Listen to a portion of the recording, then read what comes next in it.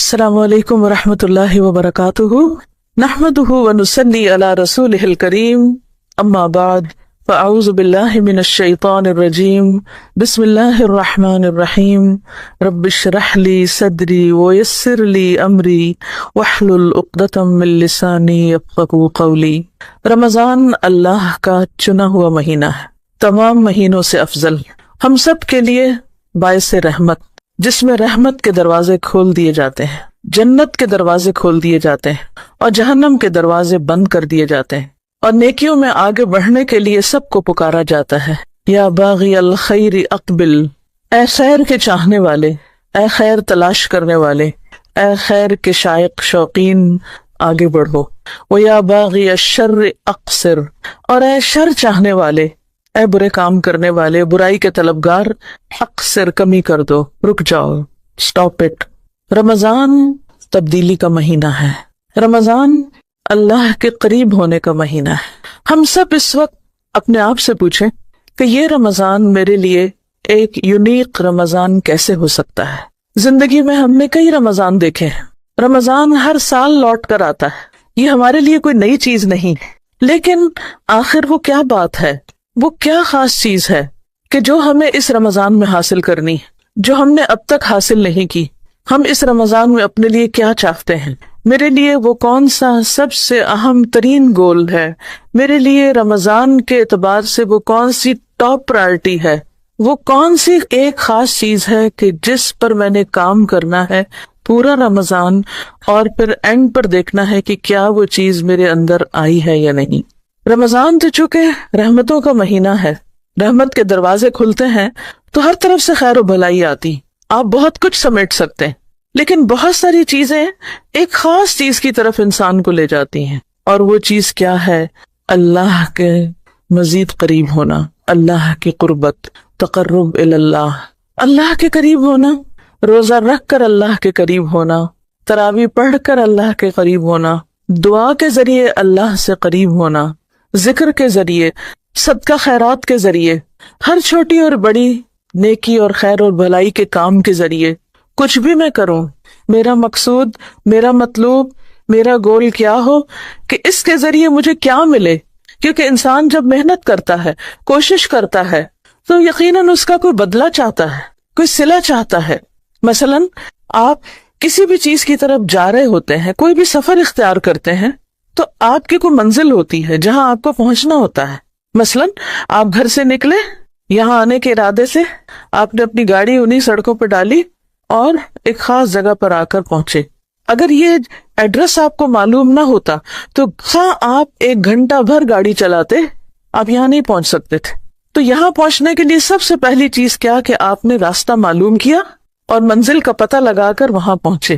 ہمیں بھی رمضان میں اپنی منزل کا پتہ ہونا چاہیے، کہاں پہنچنا ہے، یہ سب کچھ کیوں کرنا ہے۔ میں آج دورہ قرآن سننے جا رہی ہوں، میں قرآن کی تلاوت کر رہی ہوں، میں قرآن پڑھا رہی ہوں، میں ذکر کر رہی ہوں، میں کھانا بنا رہی ہوں کہ کسی کو کھلا سکوں، کسی کا روزہ افطار کرا رہی ہوں، کسی کے لیے سحری بھجوا رہی ہوں، کسی کے لیے راشن کا بندوبست کر رہی ہوں۔ کیوں کر رہی ہوں؟ کیا چاہتی ہوں؟ مجھے کیا حاصل کرنا ہے؟ ایک ہی چیز ہر وقت ذہن میں گونجتی رہے، مجھے اللہ کا قرب چاہیے، اس کے سوا کسی اور چیز پہ راضی نہ ہو، مجھے ہر کام سے اللہ کا قرب چاہیے۔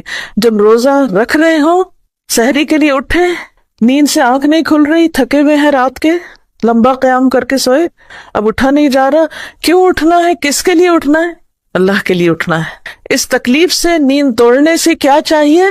اللہ کا قرب چاہیے، مجھے اللہ کے قریب ہونا ہے، کیونکہ میرے لیے وہ ہستی سب سے اہم ہے، باقی سب تو اس کی مخلوق ہیں۔ کوئی پیارے سے پیارا انسان آپ کا اس کی کریشن ہے، کوئی محبوب سے محبوب ترین چیز آپ کی سونے چاندی کے ڈھیر کریشن ہے اس کی۔ یہ نہیں، ان کا بنانے والا چاہیے، اس کی محبت چاہیے، اس کی رحمت چاہیے، اس کی معرفت چاہیے، اس کی پہچان چاہیے۔ دنیا میں جتنی بھی چیزیں ہیں، کل من علیہا فان، سب فنا ہونے والی ہیں، سب کچھ ختم ہو جائے گا۔ کسی بھی چیز کے پیچھے بھاگتے رہیں، جتنا چاہے بھاگیں، کوئی بھی چیز سمیٹیں، جتنی چاہے سمیٹ لیں، لیکن بالآخر ہر چیز کو ختم ہونا ہے۔ وہ سب چیزیں رکھی رہیں گی، آپ چلے جائیں گے دنیا سے؟ نہیں، مجھے ختم ہونے والی چیزیں نہیں، ان سے آگے کچھ چاہیے، وہ چاہیے جس کو کبھی فنا نہیں ہونا، حی لا یموت، جو زندہ ہے، جس پر کبھی موت نہیں آئے گی، جو ہمیشہ جاگتا ہے، جسے کبھی نیند نہیں آتی، جسے کبھی اونگ نہیں آتی۔ سب غافل ہو جاتے ہیں، وہ لمحے بھر کے لیے آنکھ جھپکنے کی دیر بھی غافل نہیں ہوتا۔ مجھے اس کو راضی کرنا ہے، مجھے اس کو خوش کرنا ہے۔ اس لیے رمضان کی ساری بھاگ دوڑ، سال کے 11 مہینے تو ہم دنیا کے پیچھے بھاگتے رہتے ہیں، لیکن رمضان کی ساری بھاگ دوڑ صرف اور صرف ایک اللہ کے لیے۔ ان صلاتی ونسکی ومحیای ومماتی للہ رب العالمین لا شریک لہ وبذلک امرت وانا اول المسلمین۔ مجھے یہ نہیں دیکھنا کہ کوئی اور یہ کر رہا ہے یا نہیں، انا اول المسلمین، میں سب سے پہلے سر تسلیم خم کرنے والا۔ تو صبح سے لے کر رات تک کوئی بھی کام کرے، مثلاً اٹھنے کے بعد آنکھیں نیند سے بھری ہوئی ہیں لیکن آپ اللہ کے حضور کھڑے ہیں، تو وہ بھی آسمانی دنیا پر قریب آ کر آپ کو پکار رہا ہے، مانگو جو مجھ سے مانگنا چاہتے ہو، میں دوں گا تمہیں۔ تو جب انسان کا کنیکشن اس کے ساتھ ہو جاتا ہے تو نیند جیسی چیز بھی چلی جاتی ہے۔ آپ نے دیکھو گا، آپ گہری سے گہری نیند سوئے، لیکن اگر کوئی آپ کا محبوب ترین انسان آ جائے تو کیا آپ سوتے رہیں گے؟ سب چھوڑ کے آپ اٹھ کھڑے ہوں گے اور یہ ظاہر بھی نہیں کریں گے کہ میں نیند سے اٹھا ہوں، یہ ناگواری کے اثرات بھی نہیں آئیں گے۔ پھر آپ دیکھیے کہ آپ کچن میں جاتے ہیں، افطاری بناتے ہیں یا لگاتے ہیں، یا جو بنا رہے ہیں ان کو انسٹرکشنز ہی دیتے، کچھ بھی کرتے ہیں، اس وقت آپ کو احساس ہوتا ہے باقی سب گھر والے سو رہے ہیں، میں کیوں جاگ رہی ہوں؟ یہ کیا مصیبت ہے؟ سارے کام میرے ہی ذمے، سب آرام کریں اور میں کام کروں۔ اس سے اچھا تھا عورت نہ ہوتی، کچھ اور ہوتی، عورت نہ ہوتی۔ اتنے کام کرنے پڑتے ہیں، اتنی ذمہ داریاں ہیں مجھ پہ۔ کیا سوچ آپ کا دل ٹھنڈا کر دے گی؟ کیا چیز آپ کے اندر ایک خوشی کی لہر دوڑا دے گی؟ کس چیز سے آپ پرسکون ہو کر شکر گزار ہو جائیں گے کہ اللہ تیرا شکر ہے، تو نے مجھے اس کام کے لیے چنا کہ میں سارے گھر والوں کے لیے سحری کا انتظام کروں، سب کو میں کھانا کھلاؤں۔ میں کیوں کھانا بنا رہی ہوں؟ میں کیوں سحری تیار کر رہی ہوں؟ میں کیوں کچن میں کھڑی ہوں جبکہ لوگ آرام سے ابھی سو رہے ہیں؟ کس کے لیے؟ کس کے لیے؟ اللہ کے لیے، تاکہ میرا رب مجھ سے خوش ہو جائے، سارا غم جاتا رہے گا، کیونکہ رب چاہیے۔ پھر اس کے بعد آپ سب کو کھلا چکتے ہیں، سب میز چھوڑ کے چلے جاتے ہیں، باقی کام کس کا رہ جاتا ہے؟ آپ کا رہ جاتا ہے۔ اور کبھی کبھی غصہ بھی آنے لگتا ہے، یہ کیا بات ہوئی، اٹس انفیئر، اور آپ برتن پٹکنے لگتے ہیں، غصے میں آ جاتے ہیں۔ روزہ رکھا ہوا ہے، غصے سے بھرے ہوئے ہیں، کیا فائدہ ہے ایسے روزے کا؟ ایک ایک برتن کیوں پیار سے اٹھاؤں، کیوں واش کروں یا واش کرنے کے لیے رکھوں؟ کس کے لیے؟ اپنے رب کے لیے۔ ہم دنیا بھر کے انسانوں کی خدمت کو باعث فخر سمجھتے ہیں۔ اگر کسی شخص کے بارے میں آپ کو یہ پتا چلتا ہے کہ وہ سوشل ورکر ہے، وہ خدمت خلق کا کام کرتا ہے، وہ انسانوں کی فلاح و بہبود کا کام کرتا ہے، آپ بہت خوش ہو جاتے ہیں، آپ اس کی بہت عزت کرتے ہیں، احترام کرتے ہیں، اتنا اچھا انسان، انسانوں کے کام آتا ہے۔ لیکن کیا وہ انسان نہیں جو آپ کے گھر میں ہے؟ گھر والوں کی خدمت، گھر والوں کی مدد کر کے آپ کے اندر وہ اطمینان کیوں نہیں آتا؟ آپ اس کو کام کیوں نہیں سمجھتے؟ وہ باعث اجر کیوں نہیں؟ اس پر کوئی اور آپ کو اجرت نہیں دے سکتا، لیکن وہ جانتا ہے جس کے لیے آپ کر رہے ہیں۔ پھر چونکہ تنہائی کا وقت ہوتا ہے تو اندر سے طرح طرح کے خیال اٹھتے ہیں، آپ کو اپنی کوئی بہن یاد آ جاتی ہیں، اس کے گھر میں تو اتنے نوکر ہیں، اس کو تو ایسی اور ایسی فیسلٹیز حاصل ہیں، اس کے گھر میں تو آٹومیٹک واشنگ مشین ہے، ڈش واشر ہے، اور پھر آپ کی آنکھوں سے آنسو چھلکنے لگتے ہیں، میری قسمت پھوٹ گئی، میں یہاں کیوں آ گئی؟ ساری شکر گزاری جاتی رہتی ہے۔ نہیں بھائی، مومن کو تو ایک کانٹا بھی چبھتا ہے تو اس کے لیے اجر لکھا جاتا ہے، وہ اس کے گناہوں کا کفارہ ہوتا ہے۔ یہ آپ کے لیے امتحان ہے، اس کے لیے کوئی اور ہوگا جو آپ کو نہیں پتا۔ وہ ڈش واشر میں برتن ڈالتے ہوئے کسی اور بات پہ روتی ہوگی، آپ ڈش واشر کے لیے رو رہے ہیں، اس کے پاس ڈش واشر ہے، وہ پھر بھی رو رہی ہے، اس کا ہم و غم کچھ اور ہے۔ کیونکہ دنیا آزمائشوں کا گھر ہے، یہاں ہر شخص آزمایا جا رہا ہے، سب کا امتحان ہو رہا ہے۔ صرف سکون اس کو ہے جس کے دل میں رب ہے، جو اپنے سب کام رب کے لیے کرتا ہے، جو بھی اس کے حصے میں آ گیا۔ یہ کاموں کی تقسیم بھی ایسی ہے جیسے رزق کی تقسیم ہوتی ہے، اس لیے غم نہ کریں، دکھی نہ ہوں، اپنے رب کے لیے کریں۔ پھر نماز پڑھتے ہیں آپ، کیوں پڑھ رہی ہوں، کیوں کھڑی ہوں؟ اللہ تیرے لیے. پھر قرآن کھولا آپ نے, تلاوت ہو رہی ہے. اف, یہ جو رمضان میں پورا سپارہ پڑھنا پڑتا ہے, میں تو جڑی جاتی ہوں بیٹھے بیٹھے. کیوں پڑھ رہے ہیں؟ نہ پڑھیں, بند کر دیں. نہیں, پڑھنا ہے. کس کے لیے؟ رب کے لیے, اس کے قریب ہونے کے لیے. جاب پہ جانا ہے, کام پہ جانا ہے, پھر پاؤں بوجھل ہونے لگتے ہیں. اب روزہ رکھ کے بھی کام پہ جانا ہے. کاش ہمارے لیے کوئی کمانے والا ہوتا. کتنی خوش قسمت ہیں وہ عورتیں جن کے گھروں میں کمانے والے ہیں اور وہ اس وقت سو رہی ہیں, آرام کر رہی ہیں. بھئی سونے والے اور کام کرنے والے برابر نہیں ہوتے. اگر اللہ نے آپ کے ذمے کوئی کام رکھ دیا ہے اور آپ کو ہمت توفیق دی اور کچھ صلاحیت دی اور آپ کام کرنے والے ہیں, تو کام کرنے والے کام نہ کرنے والوں سے بہتر ہیں. کیوں کروں کام؟ اللہ کے لیے, اللہ کی رضا کے لیے. گھر پر ہیں, آپ سونا چاہتے ہیں, بچے سونے نہیں دے رہے, ان کو اسکول جانا ہے لیکن وہ اٹھ کے بیٹھ گئے ہیں, اب ان کو ناشتہ کرنا ہے. آپ کو نیند آ رہی ہے, آپ روزے کی حالت میں ہیں, ایک آ کے جگاتا ہے, دوسرا کچھ کہتا ہے, آپ کو غصہ آ جاتا ہے, آپ ایک چیخ لگاتے ہیں, چلے جاؤ یہاں سے. نہیں بھائی, میں روزے سے ہوں, چیخنا نہیں ہے بچوں کے ساتھ. کیوں نہیں چیخوں؟ اللہ کے لیے, روزے سے ہوں. ہر سٹیپ پر پھر آپ کسی غریب کی مدد کے لیے نکلتے ہیں, کسی بیمار کی عادت کے لیے نکلتے ہیں. اوہ, اس کو بھی رمضان میں بیمار ہونا تھا. ہاں, یہی وقت تھا اس کی بیماری کا, اور یہی وقت تھا میرے امتحان کا, اور یہی وقت ہے عیادت کا. کیوں جاؤں عیادت کے لیے؟ کس کے لیے؟ بولے نا, کس کے لیے؟ اللہ کے لیے. پھر شام ہونے کو ہے, گرمی کا موسم ہے, پھر کچن میں تو اے سی بھی نہیں, سب مزے کر رہے ہیں, میں پسینے سے شرابور. کس کے لیے؟ اللہ کے لیے. افطار کا انتظام, ایک بندے کو افطار کراتے ہیں تو کیا پاتے ہیں؟ تو اس کے پورے روزے کا اجر آپ کو بھی مل جاتا ہے. اور کھانا کھلانا تو جنت میں جانے والے کاموں میں سے ہے. حضرت عبداللہ بن سلام کہتے ہیں کہ جب نبی صلی اللہ علیہ وسلم مدینہ تشریف لائے تو آپ کی یہ بات میرے دل میں اتر گئی کہ آپ فرما رہے تھے, یا ایھا الناس افشوا السلام واطعموا الطعام وصلوا والناس نیام تدخلوا الجنۃ بسلام.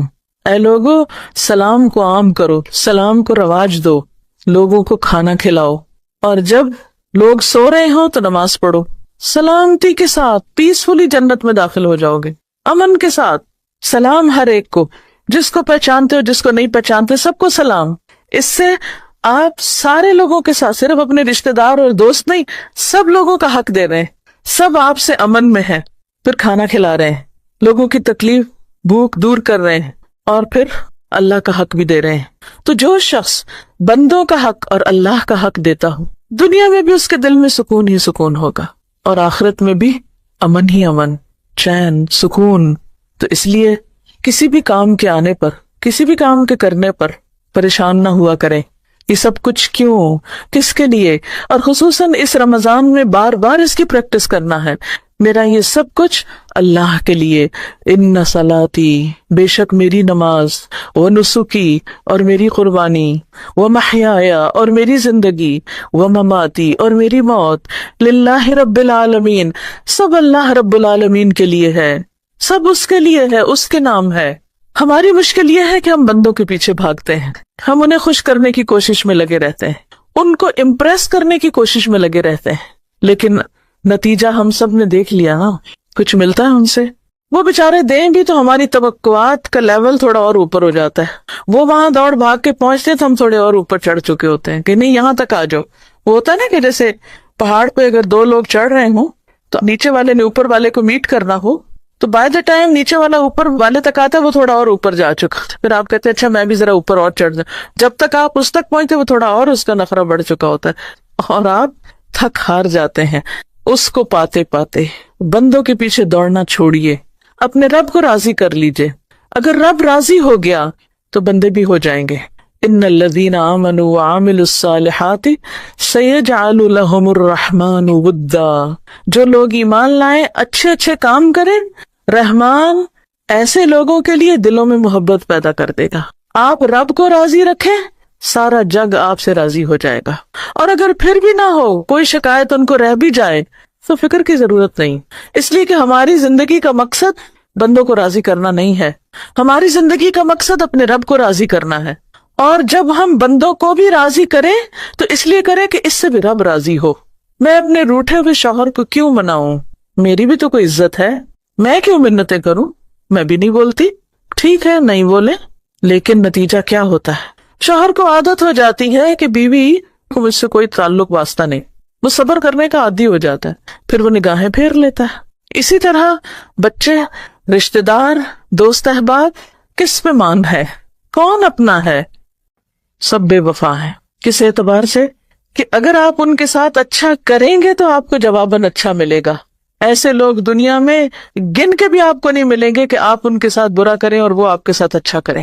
لہٰذا اگر اللہ سبحانہ وتعالیٰ نے ہم پر ہمارے ماں باپ کا حق رکھ دیا ہے کہ ان کے ساتھ احسان کرو, ان کے ساتھ اچھا کرو, تو اس لیے نہیں ہمیں کرنا کہ وہ ہمیں اور دیں. ساری زندگی سے بےچارے دے رہے ہیں, اب ہم صرف ان کی خوشامد اس لیے کریں کہ ان سے کچھ اور مل جائے, تو یہ نیت اچھی نہیں ہوگی. یا پھر اس بات کا بہانہ کر لیں, وہ کون سا ہمارا خیال رکھتے ہیں, ان کو بھی تو فلاں بچہ زیادہ پیارا, بس ٹھیک ہے اسی کے پاس جائیں, ہم سے کیا لینا ہے. ہمیں اپنے والدین کے ساتھ احسان اس لیے کرنا ہے کہ ہمارے رب کا حکم ہے, ہمارا رب ہم سے یہ چاہتا ہے. اپنے رب کو راضی کرنے کے لیے والدین کو راضی کر رہے ہیں, چاہے والدین ہمارے حقوق نہیں دیتے, چاہے وہ ہم پر کسی اور بچے کو فوقیت دیتے ہیں, لیکن ہم نے اس لیے کرنا ہے کہ ہمارے رب نے فرمایا ہے, اور وہ ہمیں کبھی غلط مشورہ نہیں دے سکتا. اس کا ہر حکم, اس کی ہر بات ہمارے فائدے میں ہے. تو اس لیے اس رمضان میں اپنے اندر بار بار ہر کام کرتے وقت ایک ہی چیز دہرانی ہے, رب کے لیے, میں رب کے لیے, میرا ہر عمل رب کے لیے, میرے روزے, میری نماز, میری قربانی, میرا صدقہ خیرات, میری بندوں کی خدمت, ہر چیز میرے رب کے لیے. اور آپ کو پتہ ہے کہ رب کتنی زیادہ جزا دے سکتا ہے؟ اس وقت جب ہر ایک کو اپنی پڑی ہوگی. آپ دیکھیں کہ جب ہر ایک کو اپنی پڑتی ہے نا دنیا میں بھی, تو کوئی آپ کو نہیں پھر پوچھتا, ہر ایک کو اپنا ہی فکر ہوتا ہے, وہ اپنے آپ کو سنبھالنے میں لگے ہوتے ہیں. تو قیامت کے دن سب کو کس کی پڑی ہوگی, کون کس کے لیے سوچ رہا ہوگا؟ ہر ایک کو اپنی پڑی ہوگی. تو اس وقت اگر آپ نے اس دنیا میں اپنے رب کے لیے, اپنے رب کی خوشی کے لیے سب کام کیے اور اس کو راضی کر لیا, تو اس وقت پھر کوئی مشکل نہیں. وہ کہتے ہیں نا, روزہ دار کے لیے دو خوشیاں ہیں, ایک خوشی جب وہ افطار کرتا ہے اس وقت, اور دوسری اپنے رب سے ملاقات کے وقت. رب سے ملاقات اور رب کا دیدار یہ اتنی بڑی چیز ہے کہ دنیا میں تو ممکن بھی نہیں. کیونکہ دنیا میں اس وقت کریشن میں سے سب سے مضبوط چیز کیا ہوتی ہے؟ پہاڑ. پہاڑ سب سے مضبوط آپ کی چیز نظر آتی ہے نا, اور پہاڑوں میں سے ایک بہت مضبوط پہاڑ تھا, نام کیا تھا اس کا؟ طور, جس کی قسم اللہ نے کھائی. جب موسیٰ علیہ السلام نے یہ خواہش ظاہر کی کہ اللہ میں آپ کو دیکھنا چاہتا ہوں, رب ارینی, تو اللہ تعالیٰ نے کیا فرمایا؟ لن ترانی, تم دیکھ سکتے ہی نہیں, پاسبل نہیں, یہاں ممکن ہی نہیں, تمہارے اندر وہ کیپیسٹی ہی نہیں. وَلَٰكِنِ انظُرْ إِلَى الْجَبَلِ, پہاڑ کو دیکھو, فَإِنِ اسْتَقَرَّ مَكَانَهُ فَسَوْفَ تَرَانِي, اگر یہ اپنی جگہ رہ گیا تو تم بھی مجھے دیکھ لو گے. فَلَمَّا تَجَلَّىٰ رَبُّهُ لِلْجَبَلِ, تو کیا ہوا جب اللہ نے اس پہاڑ پہ تھوڑی تجلی ڈالی تو پہاڑ کا حال کیا ہو گیا؟ ریزہ ریزہ. اور موسیٰ کا حال کیا ہو گیا؟ وَخَرَّ مُوسَىٰ صَعِقًا, بے ہوش ہو گئے. پہاڑ بھی طاقت نہیں رکھتا مضبوط ترین ہونے کے باوجود. اگر اس وقت مضبوطی پہاڑ کی محسوس نہیں ہوتی تو آپ کسی بھی پتھر کو ذرا ہاتھ میں لے کے دیکھیے, کسی چٹان پہ ذرا ہاتھ رکھ کے دیکھیے, کہ وہ ہاتھ رکھیں گے تو لگے گا جیسے آپ کو دھکا دے رہی ہے, آپ اس کو نہیں ہلا سکتے, اتنی مضبوطی اس کے اندر ہوتی ہے. اگر پہاڑ ریزہ ریزہ ہو جائے اس لیے کہ وہ اللہ کی تجلی کو برداشت نہیں کر سکتا, تو میں اور آپ تو پہاڑ کے مقابلے میں بہت ہی لچکدار ہیں, اس دنیا میں نہیں ممکن. لیکن جب انشاءاللہ آپ اللہ کو راضی کر کے آخرت میں پہنچیں گے تو اللہ تعالیٰ آپ کو وہ جسمانی قوت جو پہاڑوں سے بھی زیادہ ہوگی, نظر میں وہ قوت, ابھی تم این کے لگائے رکھتے ہیں نا تب بھی سب صحیح نظر نہیں آتا, نگاہوں کو وہ قوت, دل کو وہ قوت, کیونکہ بہت سی چیزیں ہم نگاہوں سے تو دیکھ لیتے ہیں, دل میں برداشت نہیں ہوتی اس کو دیکھنے کی. بعض سین ایسے ہوتے ہیں نا کہ آپ دیکھتے ہیں آنکھ بند کر لیتے ہیں, تو وہاں یہ ساری قوتیں ملیں گی. یہ مضبوطی کہاں سے آئے گی؟ یہ ایمان کی مضبوطی, اخلاق کی مضبوطی, کردار کی مضبوطی, اس چیز کی مضبوطی کہ آپ سب کچھ اللہ کے لیے کر سکتے ہیں. یہ ایک مضبوط کیریکٹر کی علامت ہے کہ آپ بندوں کے رویوں کے تابع نہیں ہیں. بندوں کے رویے کے تابع ہونے کا مطلب کیا ہے؟ کہ جیسا وہ کریں ہم بھی ویسے ہی کریں. اگر وہ اسمائل کرے تو ہم بھی کریں گے, وہ سلام کرے تو ہم بھی کریں گے, وہ ہمیں کچھ دیں گے تو ہم بھی دیں گے, وہ اچھا کریں گے تو ہم اچھا کریں گے, اور اگر وہ اچھے نہیں تو ہم بھی اچھے نہیں. ہمیں کیا سمجھا ہوا ہے؟ نہیں, یہ کردار کی مضبوطی نہیں ہے. یہ ایروگینس ہے. ایروگینس والی بھی ایک اکڑ ہوتی ہے لیکن وہ توڑ دی جاتی ہے, اور ایک کیریکٹر کی مضبوطی ہوتی ہے جسے کوئی چیلنج نہیں کر سکتا. تو جو بندہ ایمانی اعتبار سے مضبوط ہوگا, اخلاقی اعتبار سے مضبوط ہوگا, اس کے اندر یہ مضبوطی ہوگی کہ کوئی اس کو کھلونا نہیں بنا سکتا. وہ کسی کی خواہشات کا کھلونا نہیں بنتا. خواہشات کا کھلونا بننے کا مطلب کیا ہے؟ کہ آپ دوسرے کی مرضی پر چلیں. وہ کیا چاہتے ہیں کہ آپ کیسا پہنے, وہ چاہتے ہیں کہ آپ ننگے ہو کر پھریں تو آپ ان کی خوشی کے لیے لباس مختصر کر دیتے ہیں. وہ چاہتے ہیں کہ آپ اچھل کود کریں ان کی خوشی کے لیے تو آپ وہ کرنا شروع کر دیتے ہیں. وہ جو چاہتے ہیں آپ وہی کرنے لگتے ہیں. تو یہ کیا ہے؟ ایک مضبوطی نہیں ہے. نہیں, مجھے یہ دیکھنا ہے کہ اچھا اس کا جو مطالبہ یا اس کا جو ہے یہ میرے رب کو پسند ہے یا نہیں. تو ایمان کی مضبوطی اور کردار کی مضبوطی اس وقت آتی ہے جب انسان سب کچھ کس کے لیے کرتا ہے؟ اپنے رب کے لیے. پھر وہ چھوٹی چھوٹی باتوں پر رو دھو کے نیکی کا کام نہیں چھوڑتا کہ میں فلاں سے بہت تنگ ہوں, میں اب یہ مزید نیکی نہیں کر سکتا, فلاں نے مجھے بہت اریٹیٹ کر دیا اس لیے اب میں آئندہ یہ کام نہیں کروں گا. نہیں, فلاں جو مرضی کرے, جو چیز میرے رب کو پسند ہے میں تو اپنے رب کی خوشی کے لیے کرتا جاؤں گا. اور جب انسان رب کی خوشی کے لیے کرتا ہے تو اس کو یہ پتہ بھی نہیں چلتا, چلے بھی تو اس کے لیے کوئی بہت اہم بات نہیں ہوتی کہ یہ لوگ کیا کہہ رہے ہیں اور کیا کر رہے ہیں. تھوڑی دیر کے لیے دیکھ کے تکلیف ہوتی, اریٹیشن ہوتی, لیکن کوئی زیادہ فرق نہیں اس انسان کو پڑتا کیونکہ اس کو پتا ہے وہ جس کے لیے کر رہا ہے وہ خوش ہو رہا ہے. تو اس رمضان میں کیا حاصل کرنا ہے؟ رب کی خوشی. کس کو پانا ہے؟ رب کو پانا ہے. ہر کام کس کے لیے کرنا ہے؟ اپنے رب کے لیے. بہت سے لوگ کہتے ہیں نا صبر نہیں آتا. صبر صرف اس وقت آتا ہے جب انسان کس کے لیے کرے؟ رب کے لیے, اللہ کے لیے. یہی آپ کو میسج دینا تھا کہ اس رمضان کا اپنا موٹو بنا لیں کہ مجھے کیا حاصل کرنا ہے؟ اللہ کا قرب. اپنے اپنے الفاظ میں جو چاہیں لکھ لیں, میرا سب کچھ میرے رب کے لیے اور میرا رب مجھے کافی ہے, حسبی و کفا. اور بندوں کے ساتھ جو تعلق ہے, ان کی جو دلداری کرنی ہے, ان کو جو خوش کرنا ہے, ان کے ساتھ اچھے اخلاق سے پیش آنا, اس لیے نہیں کہ وہ مجھے اپریشیٹ کریں کہ ہائے کتنے اچھے اخلاق کا بنا. نہیں بھائی, آپ سے نہیں چاہیے, اس سے چاہیے, اس سے تعریف چاہیے, اس کی خوشی چاہیے. آپ دیکھیں گے کہ اس کے بعد آپ کے اندر ایک ایسا جذبہ آ جائے گا کہ آپ اپنے دشمن کو بھی جا کے السلام علیکم کہہ سکتے ہیں. کوئی شخص جو آپ کے ساتھ کتنی بھی بد اخلاقی کر چکا ہو, آپ اس کو بھی جا کے بہت اچھی طرح مل سکتے ہیں کیونکہ آپ اس کے لیے نہیں مل رہے, اپنے لیے نہیں کر رہے. کس کے لیے کر رہے ہیں؟ رب کے لیے. بلندی صرف اس انسان کو ملتی ہے جو بلندی چاہتا ہے. اور بلندی کس میں ہے؟ لوگوں کی باتوں اور لوگوں کے رویوں سے اوپر اٹھ جانے میں, لوگوں کی خواہشات کا تابع ہونے کی بجائے اللہ کی مرضی کے تابع ہونے میں. تو انشاءاللہ اگر آپ نے اس کی نیت کر لی اور آپ نے اگر یہ سبق یاد کر لیا تو میں سمجھوں گی کہ میرا لاہور آنا فائدہ مند ہو گیا. میں صرف ایک پیغام دینے آئی ہوں, اور وہ کیا کہ اس رمضان میں اپنے رب کو پالیں, اس کے قرب کی لذت پالیں اور اس کی محبت کا لطف اٹھا لیں. ہر غم سے بے نیاز ہو جائیں گے کیونکہ جو اللہ کے دوست ہوتے ہیں, اللہ کا وعدہ ہوتا ہے الا ان اولیاء اللہ لا خوف علیہم ولا هم يحزنون.